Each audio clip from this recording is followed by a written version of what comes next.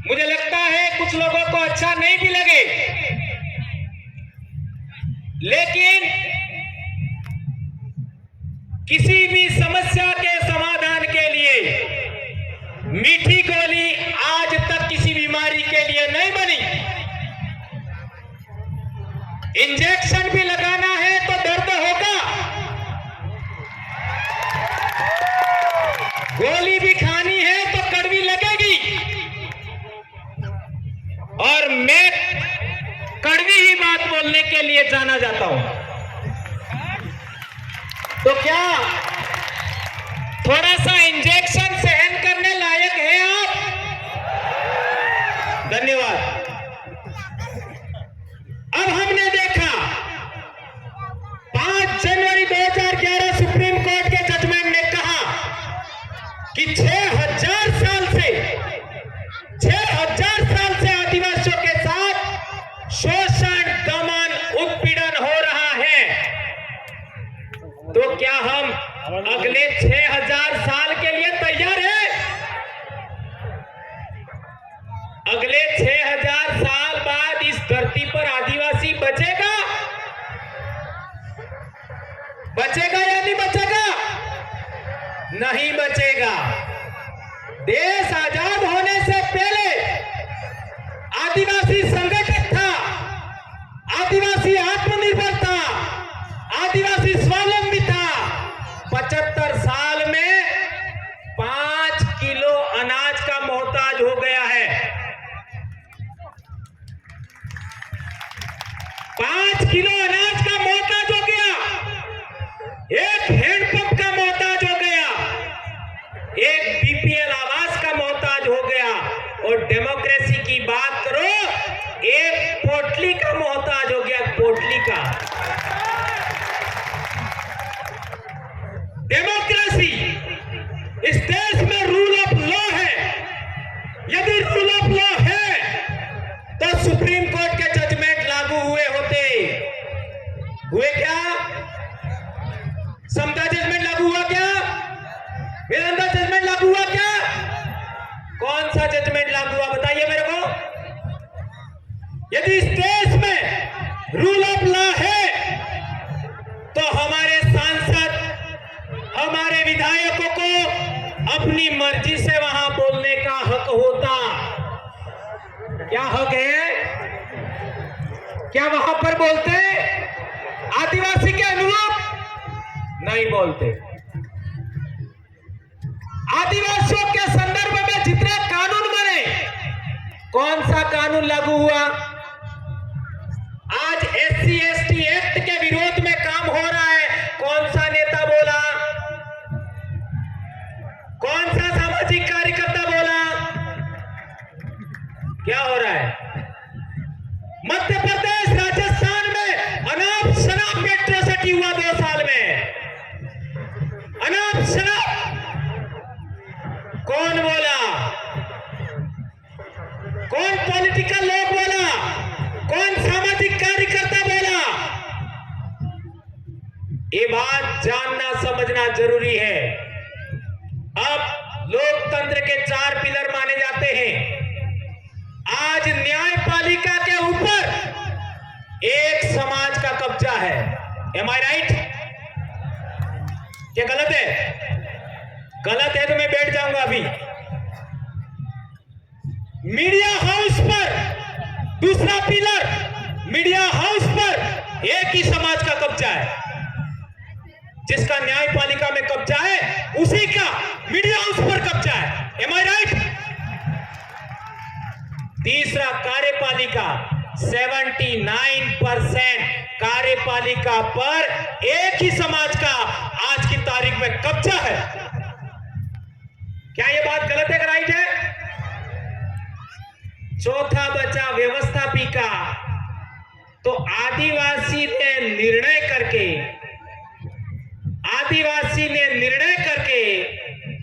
एक भी विधायक सांसद भेजा क्या? और ईवीएम आने के बाद गुजरात का चुनाव की हालत देख सकते हो। मैं मानता हूं चारों 4 पिलर प्राइवेट हो गए हैं, निजीकरण हो गए। इस देश में डेमोक्रेसी हाइड हो गई है और हम कह रहे हैं पृथ्वी को बचाएंगे। है? अरे भैया हम तो बच ले। इसका मतलब यह नहीं है कि ये जीवन मूल्य का कोई मोल नहीं है। ये जीवन मूल्य हमारी जान से प्यारा है कि पृथ्वी को बचाना चाहिए। ये पूरे जीव जगत का मसला है, इसको हम नकार नहीं सकते। उसको सर आंखों पर रखते हैं हम लोग। लेकिन इधर भी तो देख लीजिए, वो मुर्गी क्या कर रही है? क्या कर रही है मुर्गी? मुर्गी गुस्से में आई है कि नहीं आई है? तो आदिवासियों का गुस्सा कब आएगा? 6000 साल से गुस्सा नहीं आया। पिछले 75 साल में सब कुछ खत्म हो गया, फिर भी गुस्सा नहीं आया। कब आएगा? और मैं गुस्से की भी बात नहीं करना चाहता, मैं बात करता चाहता हूं डेमोक्रेसी की। हमने प्रकृति में सिद्धांत देखा, प्रकृति प्रदत्त, ये मैं अपनी बात नहीं करता, प्रकृति प्रदत्त सिद्धांत देखा। क्या सिद्धांत देखा? एक सियार या कुत्ता भेड़ के बच्चे को खाने आता है तो भेड़ क्या करती है?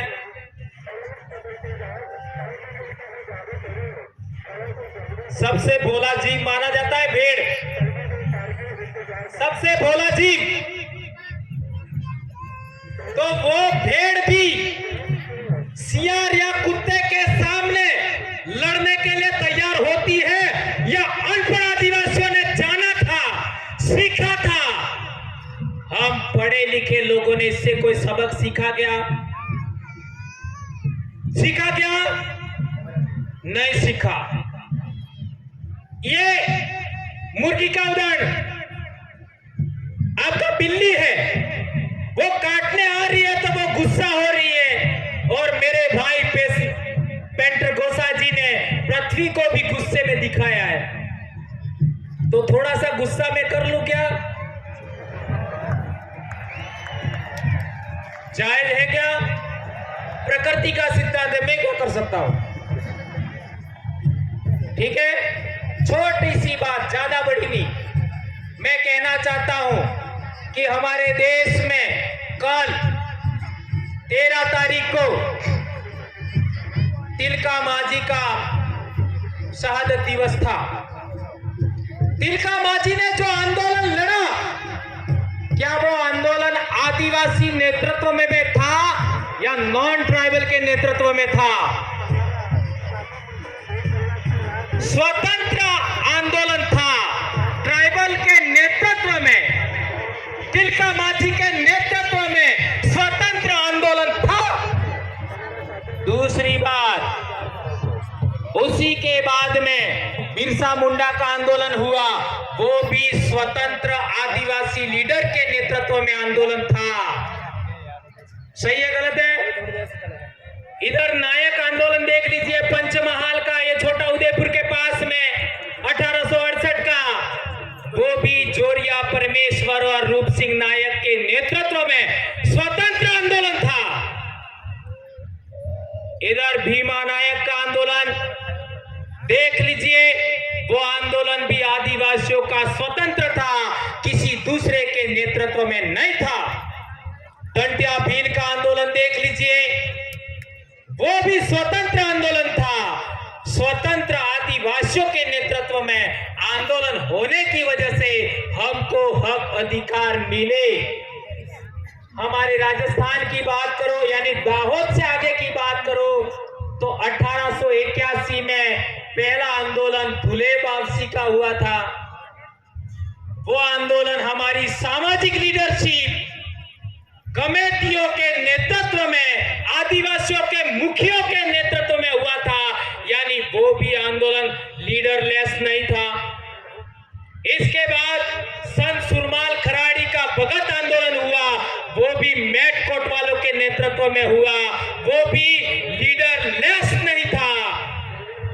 और इसके बाद मानगढ़ का आंदोलन, जिसको संत गोविंद गुरु महाराज का आंदोलन कहते हैं, उसमें में भी 1,80,000 मेटकोट वालों का आंदोलन था, तब जाकर के हमको हक अधिकार मिले।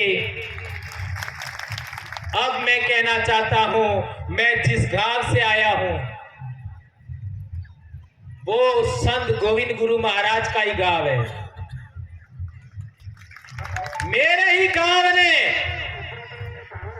6 साल तक गोविंद गुरु को रोटियां खिलाई और वो आंदोलन शुरू हुआ था 1881 में। याद रखिए, 1881 में हमारे भक्तों का संगठन था। और कांग्रेस कब बनी? ये इंजेक्शन है 1885 में। तो आदिवासियों की लीडरशिप है वो सीनियर है और कांग्रेस जूनियर है। आदिवासियों की लीडरशिप सीनियर है, कांग्रेस जूनियर है। और देश में आदिवासियों की स्वतंत्र लीडरशिप का सबसे पहले कांग्रेसीकरण हुआ। Injection number 1। और इसी कांग्रेसीकरण से संघीकरण हुआ नंबर 2 इंजेक्शन। और इसी संघीकरण से भाजपाईकरण हुआ नंबर 3 इंजेक्शन। और आदिवासी नेता बनने लगे, लीडर नहीं रहे। और नेता भी कैसे? जो दूसरे सेलेक्ट करते हैं और आदिवासियों को थोप देते हैं, लो तुम्हारा नेता। 75 साल से हम लोग आज तक हमारा एमएलए कौन बनेगा, एमपी कौन बनेगा, उसका निर्णय लेने लायक नहीं बने।